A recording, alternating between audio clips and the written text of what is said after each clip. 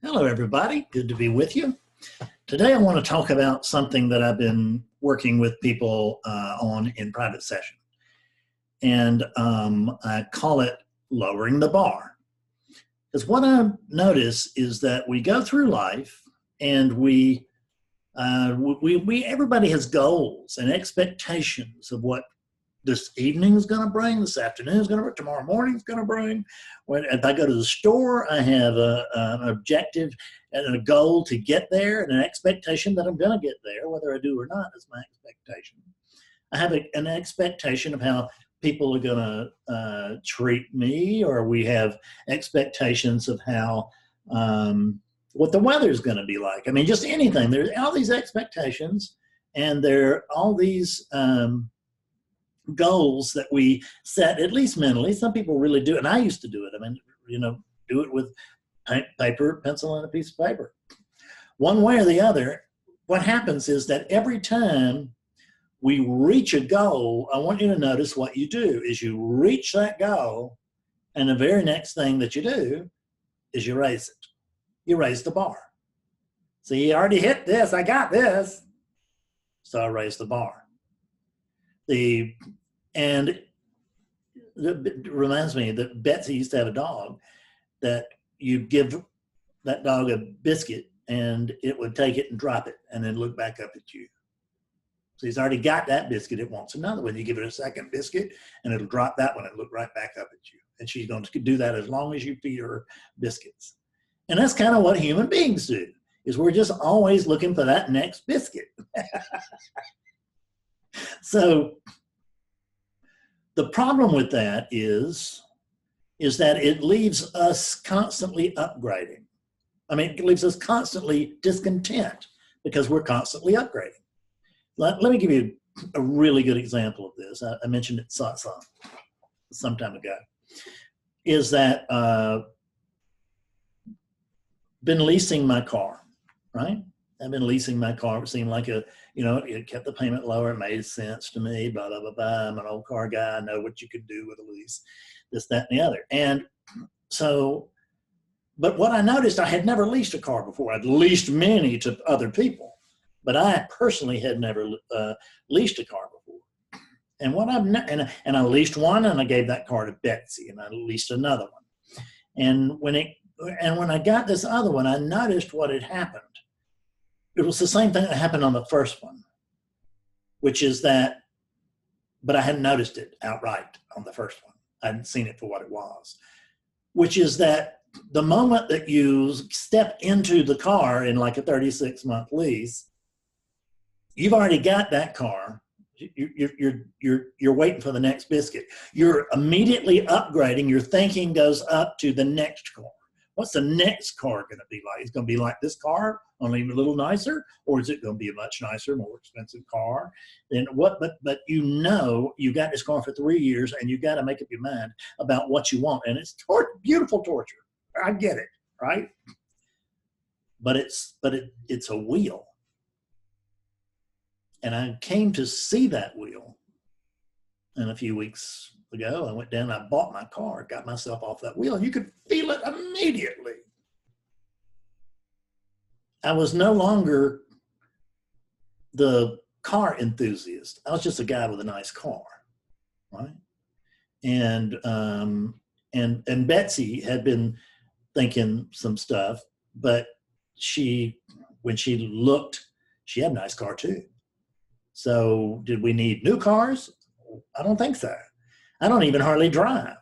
Right? I've had this car for damn near a year, and going on a year, certainly 9 months, or 9 or 10 months, and 10 months.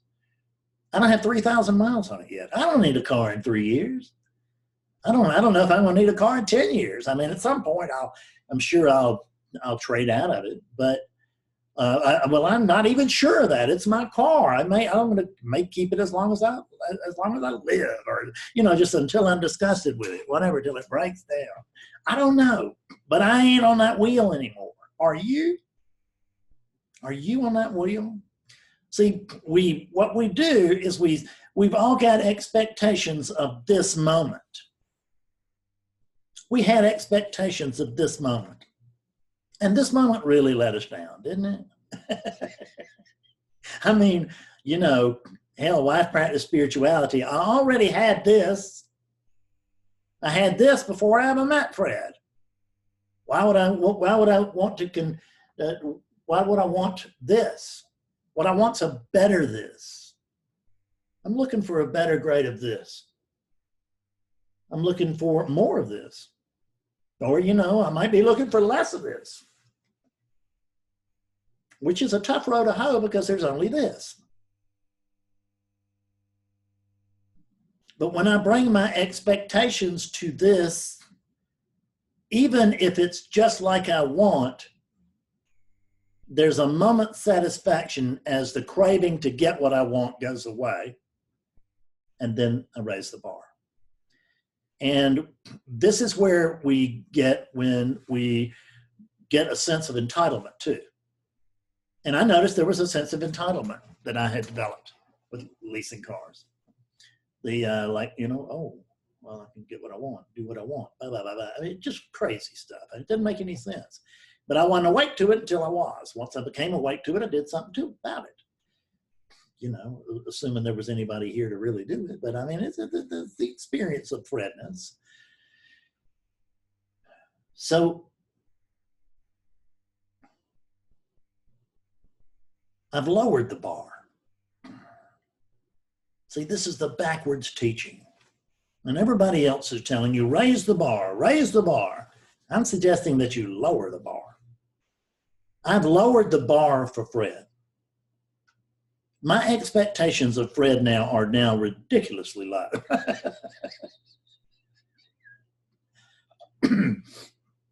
And he surpasses them. Can you imagine that? He surpasses them. I've got myself a winner.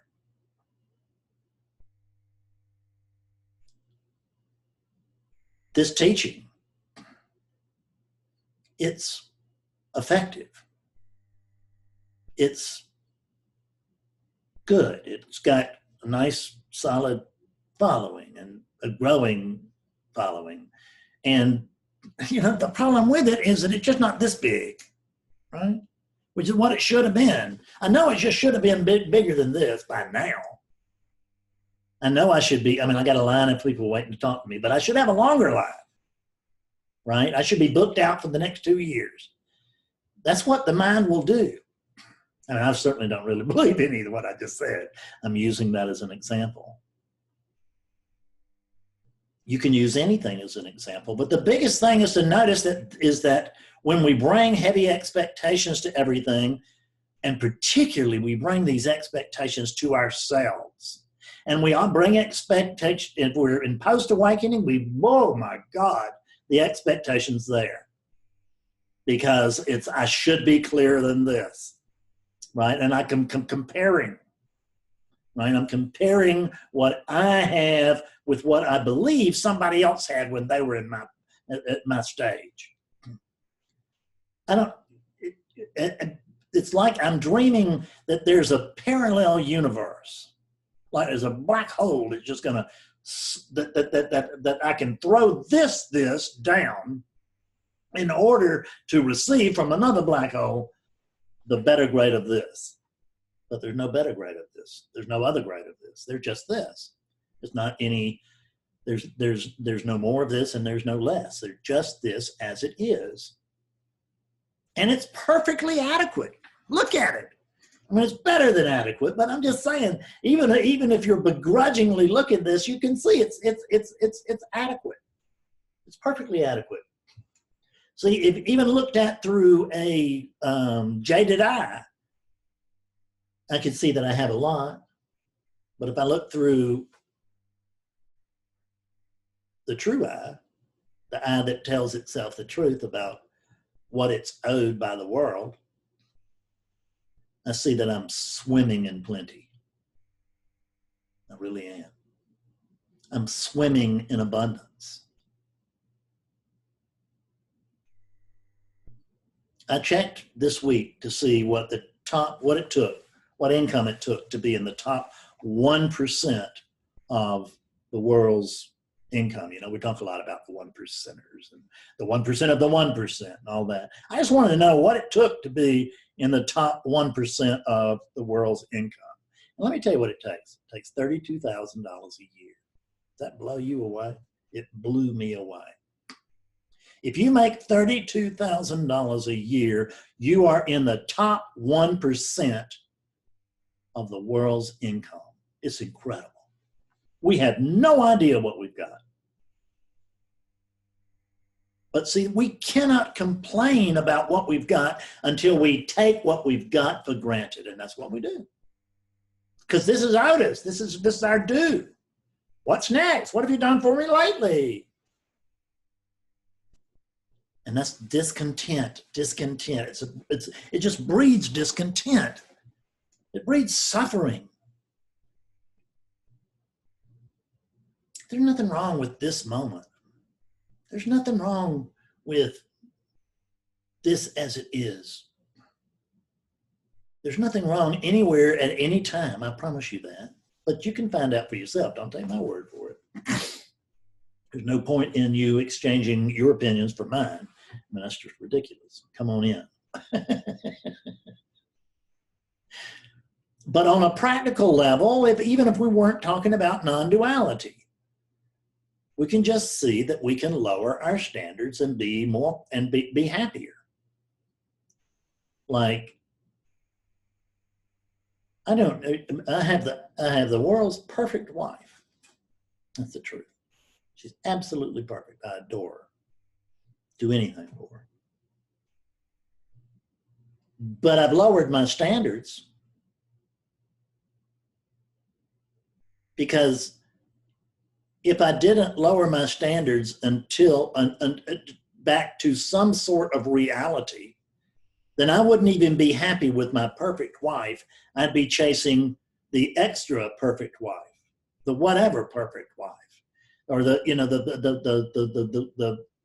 some kind of, where you take this and you amp it up. That's what I'm saying. Is I want an amped up world. I want it powered up, please. And I just want things to go my way. That's all I want. Isn't that right? Isn't that all you want? It's just things to go your way. And I expect things to go my way, I'll tell you that. And then the first thing I notice is they don't. And my expectations are shot to hell, and I begin to suffer amidst all this bounty and beauty. And I'm suffering because I just fantasized that this would be something other than it was. And we do that with awakening too.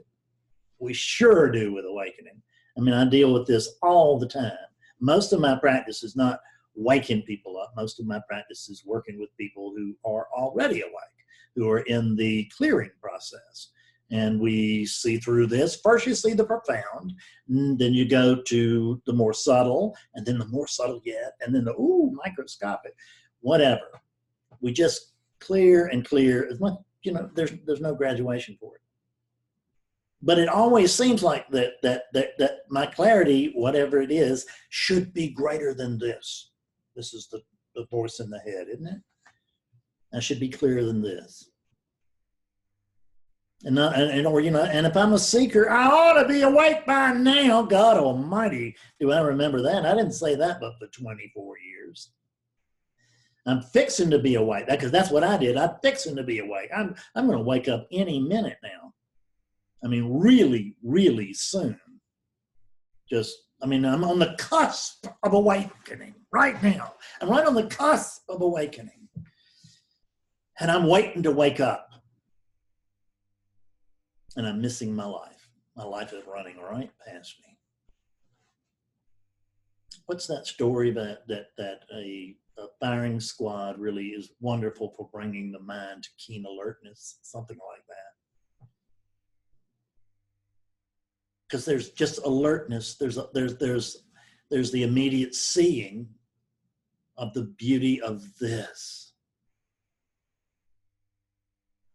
this life, this world, this, when I say this life, I mean the all of the life, not the Fred life. There's no Fred. So not of the Fred life, but of the life. You are life. You are life itself. You're not living your life. And if you think you're one of these, you're not living that life. That life is being lived by life.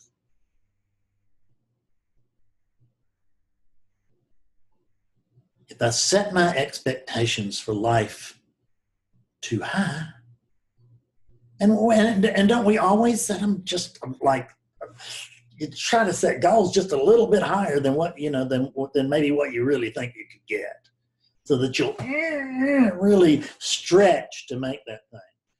And all the way in between here and that place, I'm waiting for that place. I just got this car and I'm looking for my next car already. 3 years, I get a new car. That's great. It's ridiculous. Drive this car. Live this life. Live this moment. Pay attention to this moment. It's not just adequate, it's fabulous.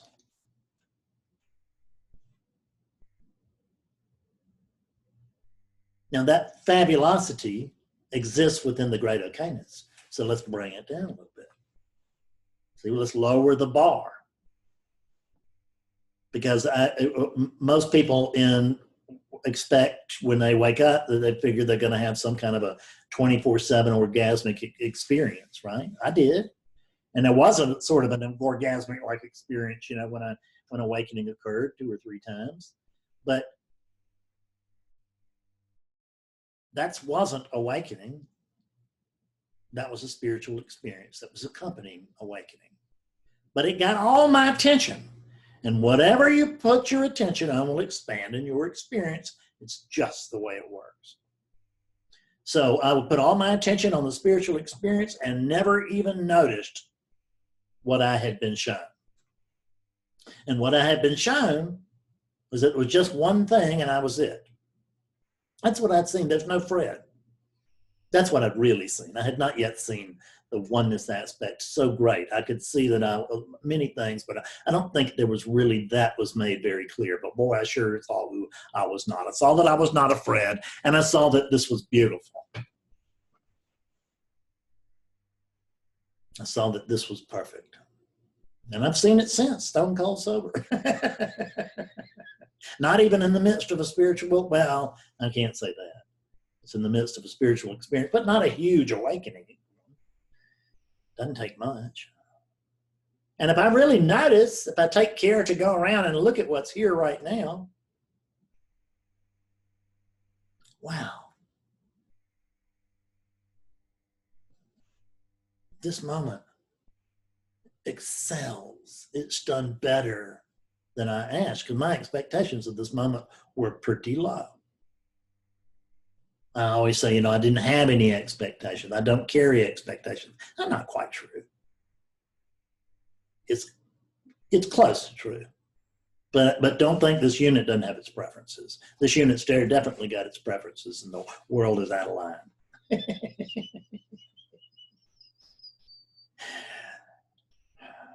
But this moment is the one. You wait, you spend your life waiting. You spend your life waiting for when you reach the money thing, when you get the perfect mate, or when you finally get famous, or when you finally get, this or that or whatever. Oh, I can't wait. I just can't wait. Well, what the hell if you don't get it?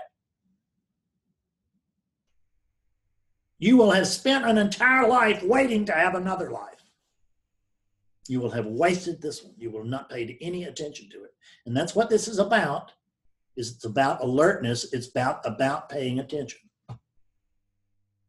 But in order to pay proper attention, we got to put our attention on attention. And that's really all we have to do. It's very simple, but man, is it hard.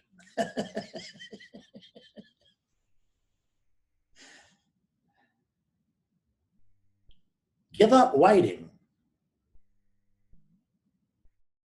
Don't be a waiter. Be a beer, right? What's wrong with right now? Why don't I have to do anything? I can't do anything anyway. I'm absolutely powerless. So why don't I just recognize that? And when I recognize I'm absolutely powerless, then I'm not required to do anything. Now I've lowered the bar way down because I don't have to do anything. And I don't. The Fred unit will still do what it does. The Fred unit will still get up in the morning and start to teach. And it will teach all day, and then that night it will watch a couple hours of TV or read a book, and then it gets up and does it again. That's what the Fred unit does, but not what I do. That's what I got the Fred unit for, is to do that stuff for me. It says awakeness. It says awakeness to awakeness. There's just you, but it's a lot. I can understand the disappointment if you think you're just this, for God's sake, but you're not just this, you're this. You're all of it. You're all of it. I'll quote Nisargadatta, I breathe in and I am everything. I breathe out and I am nothing. And between those two, my life turns. And that's exactly the way it turns for me. In Japan, they have a cherry blossom festival every year. There are cherry trees like crazy in Japan. And they have beautiful blossoms, and they blossom at the same time. And then there's, it's not a very long time, a couple of weeks that the blossoms are even around. And then there's a peak where they're just at their richest in a couple of days. People come from all over the world. They fix their vacations so they can be in Japan for the Cherry Blossom Festival. But what makes the Cherry Blossom Festival such incredible, breathtaking is the ephemeral nature of it. The impermanence. There were not blossoms. There are blossoms, and now there are not blossoms. And that fabulous experiencing is only here. It's only now. There's no there, there's no time. There's no future, there's no past. But we spend all of our time rehearsing the future and reliving the past, don't we? We miss this. And this is all there is. You want to wake up? Start paying attention to attention. You'll figure it out. You don't need me to explain that. That's like you asking me, how do you pick up a rock? You just do it. Find your attention. Locate it. It's unmissable, although it may take you some time to locate it. It did me. But find your attention and then notice that you can pay attention to that attention. What's paying attention to attention? Ooh. That's what we're here for, isn't it? To find that out.